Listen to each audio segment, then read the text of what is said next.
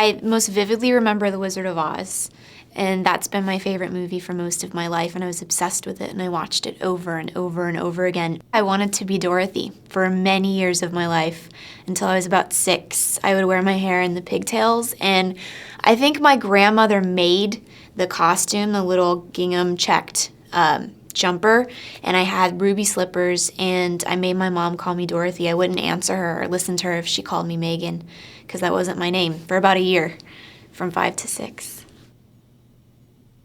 I always told my mother that I wanted to be an actress since before I can remember. And I think, maybe it started with Judy Garland and Wizard of Oz, but I've just never had any desire to do anything else, and I'm not really sure why. I was a swimmer when I was a kid. I was on a swim team a competitive team from the time I was 5 until I was 14, and I used to compete in state championships, and I thought that's what I was going to be. I have a pretty strong butterfly. Still. Yeah, I'm much slower than I used to be, which is very sad, but it's still decent. My form is there, the speed is gone. The first legitimate thing I booked was a straight-to-DVD film with Mary-Kate and Ashley Olsen called Holiday in the Sun. I think my character's name was Brianna, if I remember, and she was a mean girl. She was the spoiled, rich, nasty, sort of alpha female that picked on the nice, sweet, blonde Olsen twins. I don't know if people try to typecast me as that. I think I just sort of, for whatever reason, fell into playing a mean girl, and I think more so because there are many more blonde actresses than there are brunette actresses. And so the chances of the heroine being blonde are statistically greater, and so then you want a visual opposite to portray the evil girl, and I am that opposite, I guess. Growing up when I was little, I liked X-Men because my older sister collected X-Men comics. And then when I got to be about 11 and 12, I discovered one called Gen 13. It's basically an offshoot from X-Men, and it's these 3 girls and a guy who's sort of like in and out of the team, and they're superheroes. And there's a little spunky one called Roxy, and I just sort of liked, I named my bird after Roxy, actually.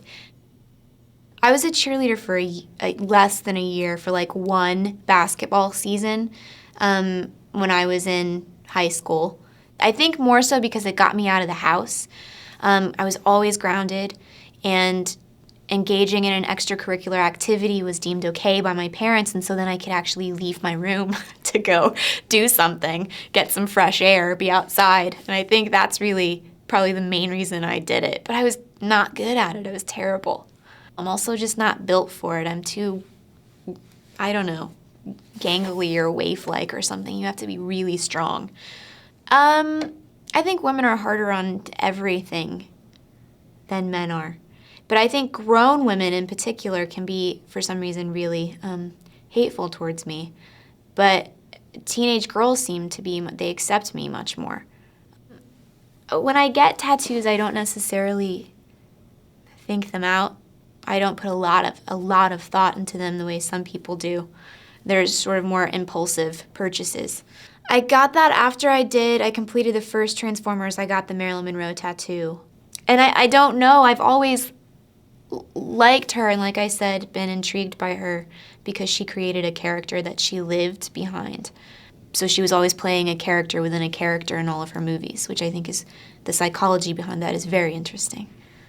I didn't want to be literal. I didn't want to put someone on my arm that I wanted to emulate, like Ava or someone, or Liz or whoever. Yeah, it could have been Liz. Maybe I'll get them around. I'll get like a flower of famous faces on my arm.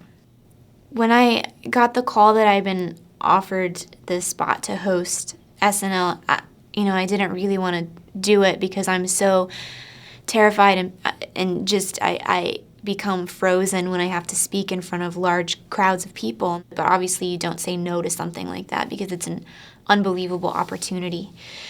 So I did it, and I went. I'll never watch my episode ever. I can't. That gives me a panic attack thinking about it right now. Maybe like after I've had children and there are just so much, and there are more important things in life then I'll be able to sit back and watch it and go, who cares? I would say I'm a cat person, even though most cat people are so strange. People that admit to being cat people are always so bizarre. Like, whenever I go to work out, my pants are always covered in cat hair. It's so embarrassing. Like, I'm that person. I'm that lady that goes out with cat hair all over her pants.